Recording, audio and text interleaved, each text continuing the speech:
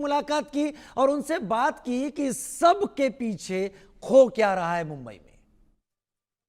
महाराष्ट्र में मराठी और हिंदी का मुद्दा जो है, जो विवाद अभी भी शुरू है, इसी मुद्दे पे बोलने के लिए हमारे साथ एसडीपीआई के कार्यकर्ता हैं। हम उनसे जानते हैं कि उनका क्या लगता है इस मुद्दे पे। करीम जी, आप पहले बताइए कि क्या है, आपको क्या लगता है इस मुद्दे पे। देखो, मेरा नाम अब्दुल करीम शेख है और मैं मुंबई का एसडीपीआई का महासचिव हूँ। और जो मराठी और हिंदी को लेके जो विवाद चल रहा है, एक तो ये विवाद नहीं होना चाहिए। हिंदी भी हमारी भाषा है और मराठी भी।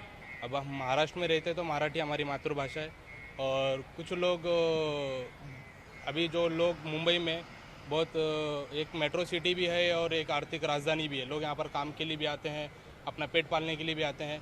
और एक साल में कोई मराठी सीखता नहीं है, 2 साल में नहीं सीखता है, वो धीरे धीरे सीखता है। तो 1-2 साल पे अगर वो 15 साल 10 साल 20 साल हो रहा है तो उसको मराठी आनी चाहिए, क्यों लोगों से मिलना जुलना एक मराठी भाषा भी है। अगर हम मराठी नहीं बोलेंगे तो कौन बोलेगा। अभी इतने साल से हम अगर मराठी नहीं बोलेंगे, हम हिंदी बोलेंगे, तो हमारी महाराष्ट्र की जो मातृभाषा है वो तो ख़त्म हो जाएगी ना। तो मराठी बोलना चाहिए। और जो मनसे के लोग हैं और शिवसेना के लोग हैं जो लोगों को मार रहे हैं, ज़बरदस्ती बुलवाने की कोशिश कर रही है, ये कहीं गलत है, ये नहीं होनी चाहिए। और हमारी मैं ये नहीं बोल रहा हूँ कि हमारी राष्ट्रभाषा हिंदी है, हमारी राष्ट्र की भाषा कोई नहीं है। 2 ऑफिशियल लैंग्वेज है हमारे देश की, हिंदी और इंग्लिश। तो ये ऑफिशियल लैंग्वेज है, नेशनल लैंग्वेज ये है ही नहीं। और मराठी हिंदी को लेके सख्ती भी नहीं करनी चाहिए हमारे महाराष्ट्र में। मराठी भी बोलना चाहिए, साथ साथ हिंदी का भी सम्मान होना चाहिए। जहाँ पे मराठी की बात हो रही है वहाँ हिंदी की बात होनी चाहिए। और यहाँ के जो मनसे के कार्यकर्ता, शिवसेना कार्यकर्ता जिस तरह से लोगों के साथ मारपीट कर रहे, ये नहीं होना चाहिए।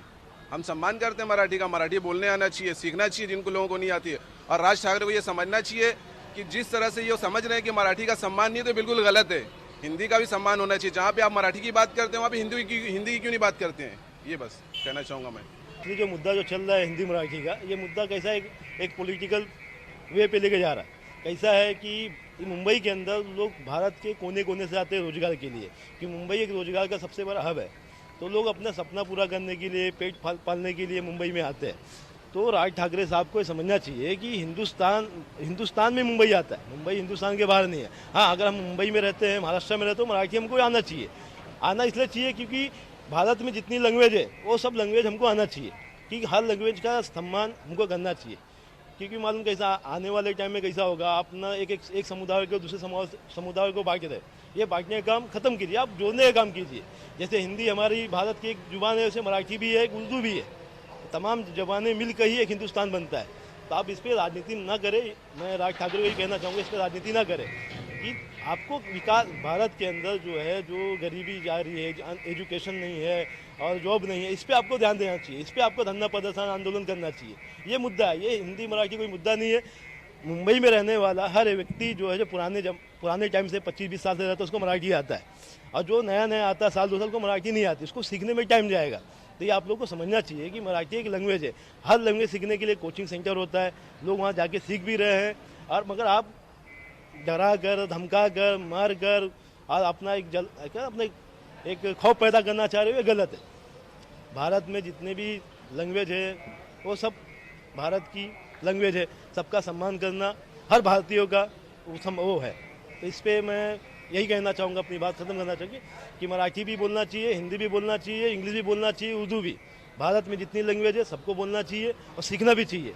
मगर आप ज़बरदस्ती किसी से बुलवा नहीं सकते, क्योंकि ये फ्रीडम ऑफ है ना, भारत जो एक आज़ाद देश है। हिंदी मराठी का जो मुद्दा है, इसमें ये हो रहा है कि लोगों का नुकसान हो रहा है। असल में लैंग्वेज की लड़ाई नहीं है, पॉलिटिक्स की लड़ाई हो रही है। लैंग्वेज की लड़ाई होती तो इसके ऊपर पहले से उन लोग का ध्यान होता। अभी क्या हो रहा है कि इनकी जो पॉलिटिक्स कम हो गई है, इनको लोग जानने नहीं लगे, इनके ऊपर लोगों का ध्यान नहीं है, राज ठाकरे जी के ऊपर। अब वो क्या कर रहे हैं, अपने आप को चमकाने के लिए मराठी के मुद्दे को उठाकर लोगों में लड़वा रहे। असल में बीजेपी की जो आइडियोलॉजी है इनके अंदर है, जो ये काम कर रहे। हालांकि मराठी पीपल बहुत प्यारे होते हैं और जो हिंदी के बोलने वाले वो भी सब जबान बहुत मीठी होती है, लेकिन इसको आपस में बैठकर मिलकर बात कर कर सुलझाने के बजाय एक दूसरे को पकड़कर मारकर डराया जा रहा है। ये राजनीति हो रही है और ये राजनीति बहुत बुरी चीज़ है। आपको राजनीति लोगों पर विकास पर करना चाहिए, एजुकेशन पर करना चाहिए। इस चीज़ पर राजनीति कर रहे हैं, ये मेरे हिसाब से, हम लोग के हिसाब से हम इसका अनिवार्य करते हैं और इसके हम खिलाफ खड़े। आपको इस चीज़ पर ज़्यादा से ज़्यादा सरकार को भी ध्यान देना चाहिए कि आप ज़्यादातर एजुकेशन पर ध्यान दीजिए, क्योंकि बच्चे जो है एजुकेशन से आज भी दूर है। जिनके वजह से आज हिंदी मराठी के ऊपर ये लोग आने वाला जो जनरेशन है क्या यही करेगा? हिंदी मराठी तमिलनाडु कर्नाटका ये सभी करेगा क्या? आने वाला जनरेशन आने वाले वक्त का वो करेगा कि इंडिया किस तरीके से नेक्स्ट लेवल पर पहुंचे? मेरे को ऐसा लग रहा है कि पॉलिटिक्स हो रही है ये लैंग्वेज को लेकर। मेरे को लग रहा है राजनीतिक हो रही है ये। कोई इस तरीके से स्टेट का बढ़ावा नहीं हो रहा है। स्टेट का अगर बढ़ावा आपको करना है तो आपको मान सम्मान मिट्टी जबान से करना चाहिए, ताकि वो अदर स्टेट के लोग बोले नहीं मराठी लैंग्वेज बहुत प्यारी, हमको सीखना चाहिए। आप डरा कर किसी को जबान दोगे तो वो सीखेगा नहीं, वो टेढ़ा हो जाएगा, अरे भाई नहीं हमको मराठी बोलना ही नहीं। समझ रहे हो? मराठी मैं बहुत आदर करता हूँ मराठी की, क्योंकि मैं जब अदर स्टेट से मेरे स्टेट में घुसता हूँ ना, महाराष्ट्र में, तो मेरे को फील होता है कि मैं अपने घर में आ रहा हूँ। महाराष्ट्र मुझे मराठी लोग मुझे इतने पसंद है, मराठी लैंग्वेज भी मुझे आती है, मेरे दोस्त भी मराठी है, लेकिन किसी ने मुझे आज तक इस तरीके का नहीं किया। लेकिन ये जो है उनका सुनकर करने वालों के लिए मैं खिलाफ हूँ। Sudhakar Kashyap, India News, Mumbai. मराठी भाषा को लेकर हिंदी भाषियों को निशाना बनाना, ये हर 2 दिन पे हमें ऐसी वारदात सुनाई देती है। महाराष्ट्र के अलग अलग हिस्सों में जो है इस तरह की वारदातें सामने आई है। हालांकि उन वारदातों के बाद से FIR भी दर्ज की गई है। बावजूद इसके इस तरह के सिलसिलों में कोई कमी नहीं आई। इंडिया न्यूज़ की यह मुहिम रही है कि हम उन इलाकों में जाकर लोगों से बातचीत करें, लोगों का इस पर क्या कहना है, इस बारे में लोगों से जान सकें। और इस वक्त हम मुंबई के नागपाड़ा इलाके में मौजूद हैं, यहाँ लोगों से बातचीत करेंगे। नवी मुंबई में आपने देखा है कि जो म्यूनिसिपल कॉरपोरेशन है वहाँ पे डेथ या बर्थ सर्टिफिकेट लेने के लिए कुछ मुस्लिम महिलाएं पहुंची हुई थी, तो उनको भी जो है मराठी के नाम पर जो है वहाँ के जो एम्प्लॉय है, कर्मचारी है, उसने निशाना बनाने की कोशिश की। हालांकि बाद में उनके साथ जो थे, जब वो मराठी में जो है फायर हुए तो वो जो है हाथ पैर जोड़ते नजर आए। तो ऐसा नहीं लगता है कि मनसे का जो राह चलता जो निशाना किसी को भी बना लेते थे, ये भूत अब जो है उन सरकारी कर्मचारियों को भी पर सवार हो गया है? देखिए, ये बीमारी जो है ना धीमे धीमे फैलते जा रही है। अगर मुल्क भर में हर जबान के लोग इस तरीके से अपनी आवाज़ उठाते रहेंगे तो ये यकीनन मुल्क के लिए बेहतर चीज़ नहीं है। मैं तो ये कहूँगा कि मनसे और शिवसेना, उद्धव ठाकरे और राज ठाकरे, यहाँ देखिए हमारे यहाँ अरविंद सावंत यहाँ के MP हैं, यहाँ पे MLA जो है वहाँ पे मनोज जामशूदकर है। तो हर गली मोहल्ले से, मैं मुसलमान और हिंदू की बात नहीं करता, हर उस नागरिक को जो ये तहरीक के खिलाफ है, इस मामले के खिलाफ है, उनको अपने 2-2, 5-5 लोगों को ले जाना चाहिए और उनसे मुतालबा करना चाहिए कि ये जो सारी चीज़ें हो रही हैं इसको बंद कराएं। वरना क्या है, इस तरीके से इंतजार और बढ़ता रहेगा। किसी मुस्लिम महिला को बुरके में देखकर आप उससे मराठी का मुतालबा करें, मराठी में बात करें, तो ये यकीनन आप इसको कोई एक अलग रंग देना चाह रहे हैं, हिंदू मुस्लिम का रंग। पहले जो जमीन पर तो था, अब इस तरह से जो है धार्मिक रंग देने की कोशिश की जा रही है। बिल्कुल, ये धार्मिक रंग देने की कोशिश की जा रही है।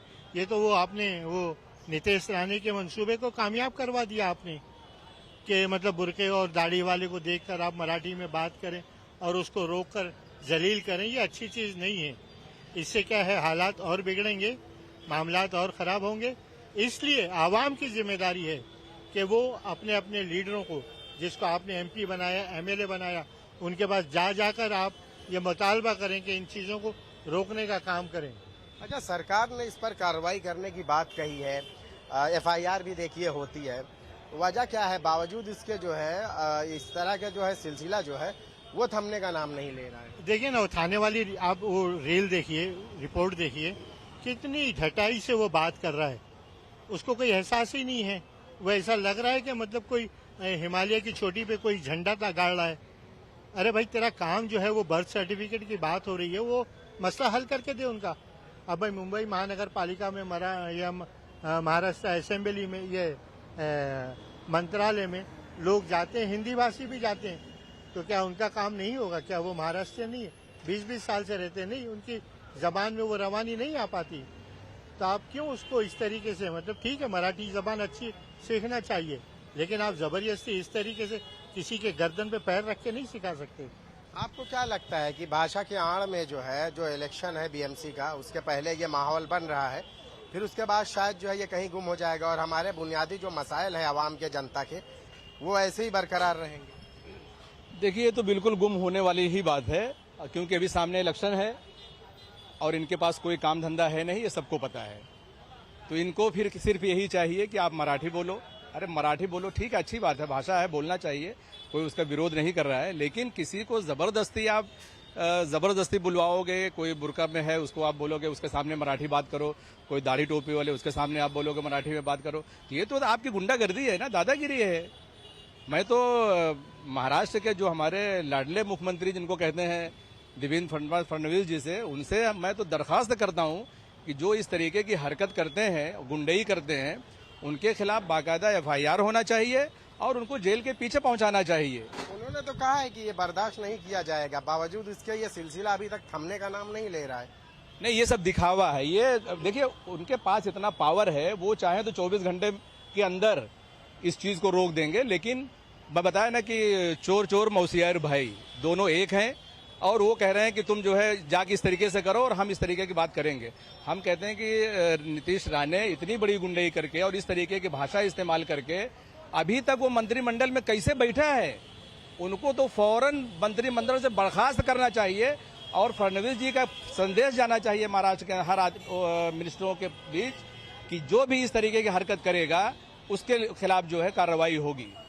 आप क्या कहना चाहेंगे कि इस तरह से जो सड़कों पर जो लड़ाई चल रही थी, अब जो है बुर्का देख के भी जो है मराठी बोलने के लिए मजबूर किया जाने लगा, अब वो भी सरकारी कर्मचारी के जरिए? देखो, उसके ऊपर सरकारी कर्मचारी के ऊपर सबसे पहले तो एक्शन होना चाहिए। अगर अब उसके ऊपर एक्शन होता है तो नेक्स्ट टाइम पे दूसरे लोग को हिम्मत नहीं आवे। अगर उसी जगह के ऊपर वो बैठा है, इसका मतलब उसको सह देने का काम कर रहे हैं और उसको पूरा सपोर्ट है कि ये काम करे। तो सरकार अगर इस तरीके से बोलती है कि हम एक्शन करेंगे, तो सबसे पहले उसके ऊपर एक्शन होना चाहिए, उसको निलंबित करना चाहिए उस जगह के ऊपर। अगर ये नहीं किया है तो इसका मतलब है कि सरकार इसमें शामिल है और सरकार इसको पूरी तरीके से इसमें हामी भर रही है। तो अगर आने वाले टाइम के अंदर करेंगे तो हमारे स्टेट को बहुत नुकसान होगा, क्योंकि ये सबसे रिच स्टेट है और यहाँ पे सारे भरोसा करके इस जगह के ऊपर बाहर के स्टेट के भी लोग आते हैं। तो अगर इसके ऊपर एक्शन नहीं हुआ है, आपको उसको जाके जानकारी करना चाहिए कि उस कर्मचारी के ऊपर एक्शन क्या हुआ है, माफीनामा लिया है या उसको ट्रांसफर किया है या उसको घर बिठा दिया कि आप अब नौकरी करने के लायक नहीं हो। जैद भाई, मेरा सवाल है कि हर साल जो है इलेक्शन होता है, BMC के इलेक्शंस होते हैं और असेंबली इलेक्शन होते हैं, जो बुनियादी मसाइल होते हैं वो जो का त्यों बरकरार रहते हैं, ये कब खत्म होंगे? इनके बारे में लोग क्यों बात नहीं करते? देखिए, मतलब ये बहुत अच्छा सवाल है आपका। अभी यहाँ मदनपुर में एक बिल्डिंग गिरी है। बिल्डिंग गिरने पर महाडा के पास पैसे नहीं है। पैसे क्यों नहीं है? 100 करोड़ रुपए आप रिपेयर के लिए देते हैं। चिड़ियाघर में एक परिंदा भी मर जाए तो उस पर वावेला मचता है। बिल्डिंगों के बाजू में जो हाउस गली है ना, उस पर 1000 करोड़ रुपए खर्च होते हैं। तो इंसानी बस्तियों को 19,000 बीमार बिल्डिंगें हैं महाराष्ट्र मुंबई में। इस तरीके की बिल्डिंगें जो हैं महाराष्ट्र मुंबई में, वो बिल्डिंगें जो आप देखिए, मतलब आपने क्या गाजा की तरह लोगों को मरने के लिए छोड़ रखा है? ये क्या तरीकाकार अपना रखा है? आवाम की कोई मतलब कदर और कीमत ही नहीं है, मुंबई के लोगों की कोई कीमत ही नहीं है। तो इस तरीके के मामला जो बुनियादी मसले हैं वो जो के त्यों पड़े रहते हैं। 4 टर्म के MLA हैं, वो कहते हैं कि हमने यूं कर दिया, यूं कर दिया, यूं कर रहे हैं, तो 200 करोड़ नहीं करवा पाते रिपेयर टैक्स। तो ये सब बेकार की बातें हैं, इनकी बातों में कोई दम नहीं है। हैदर भाई, हमारे जो लीडर हैं जिनको चुनकर लाया गया है, उनकी ये जिम्मेदारी नहीं बनती कि वो ऐसे लोगों का मुंह बंद करें जो इस तरह का माहौल बनाने की कोशिश करते हैं, खासकर चुनाव से पहले? देखिए, जिनको चुन के लाया गया है वो अब जो है आवाम के साथ सब धोखा कर रहे हैं। वो चाहें तो सब कुछ हो सकता है। देखिए, अभी इलेक्शन नजदीक है, जब डेट आ जाएगी BMC चुनाव का, तो मुझे ऐसा लगता है कि सारी गलियां जो है फिर थोड़े दिन के लिए वो पॉलिश शुरू हो जाएगा। थोड़े दिन के लिए जहां इलेक्शन हुआ उसके बाद सारा काम बंद हो जाता है। कोई काम इस तरीके का नहीं होता है। हाँ, अगर जो काम है, कुछ लोग वहां मजबूत हैं किसी तरीके से, जिनको लग रहा है कि हाँ मुझे कुछ काम करना चाहिए, तो लोग काम कर भी रहे हैं। लेकिन ये सब जो है दिखावा है, बाकी इस तरीके कोई काम नहीं हो पा रहा है। आज स्कूलों का ये हाल है, BMC स्कूलों का ये हाल है कि वो बंद करने पर उतारू हो गए, हजारों की तादाद। उनको लेकर कोई बात ही नहीं करता। यहाँ भाषा को लेकर बात हो रही है, लेकिन एजुकेशन इंस्टीट्यूशन के लिए कोई बातचीत नहीं है। उसीलिए कह रहा हूँ कि यार, हजारों की तादाद में स्कूलें बंद कर दे रहे हैं, बच्चे रो रहे हैं कि हमारे स्कूल बंद हो जा रहे, बिलक रहे हैं। लेकिन उसके ऊपर कोई तवज्जो नहीं दे रहा है। सिर्फ ये दे रहे हैं कि मराठी क्यों नहीं बोल रहे हो। ये कोई बात होती है? कोई मुद्दा कुछ नहीं है। ये सिर्फ हिंदू मुस्लिम करने की बात है। और ये इस आज जो एजुकेशन का मामला है, देखिए बच्चे परेशान हैं, जो हमारे लीडर्स हैं, बड़े लीडर, उनको कुछ पता नहीं है। बच्चे उनके होंगे या उनकी बीवी होंगे, तब उनको मालूम पड़ेगा कि दूसरों का दर्द क्या होता है। वो ये चाह रहे हैं कि हिंदुस्तान में पूरी तरीके से एजुकेशन को खत्म करने के दिहाने पर हैं। जब लोग पढ़े लिखे होंगे तो उनसे मुकाबला करेंगे। वो चाह रहे हैं कि सारे स्कूलों को बंद करें और हमारा राज इस तरीके से जंगल राज चालू रहे। यही उनकी मंशा है। अभी देखिए आप मोहल्ले मोहल्ले वो आई लो हगरीपाड़ा, आई लो बाइकल्ला, आई लो नागपाड़ा, इस तरीके इश्तिहारात लगा के अपनी फोटो लगा दिया आपने। आप सबीले बना रहे हैं, 25-25 लाख रुपए की सबील बन रही है। अगर वही फंड बिल्डिंगों में लग जाए तो कितनी अच्छी बात है। गेट बन रहे हैं, दरगाहों के गेट बन रहे हैं, उस पर 80 और इसके बारे में जो है कोई बात ही नहीं करता सिवाय भाषा की। आप सिर्फ है ना, आप उसका दुखता दर्द आप समझते हो पब्लिक का। अरे गेट से मसले हल होंगे क्या? सबीलों से मसले हल होंगे क्या? आप जिस तरीके से नुमाइश कर रहे हैं अपने फोटो की, हर जगह जगह लाइब्रेरी बना रहे हैं, वाचनालय बना रहे हैं, सिर्फ उसमें मकसद ये कि अपना फोटो चस्पा करो और लोगों को बताओ कि मैं जिंदा हूँ। लेकिन आप जिंदा नहीं हो, हकीकत में आप मर चुके हो। बहुत बहुत शुक्रिया आप सभी से बात करने के लिए। तो आपने सुना लोगों की बात की भाषा को लेकर जो तमाशे जारी हैं और खासकर मनसे के गुंडों के जरिए जो लोगों को मारा पीटा जा रहा है। लोगों का ऐसा कहना है कि इसके भाषा को छोड़कर बल्कि जो लोगों की समस्याएं हैं अगर उसके बारे में लोग सोचें तो संभव है कि हर इलेक्शन से पहले लोगों की जो समस्याएं हैं उस पर अगर गौर किया जाए तो जो लोग जो है 5-5 साल के लिए जो है परेशान रहते हैं उनकी समस्याएं जो है फौरन दूर हो जाएंगी। लेकिन उसके बारे में कोई बात नहीं करता। कैमरामैन विष्णु निर्मले के साथ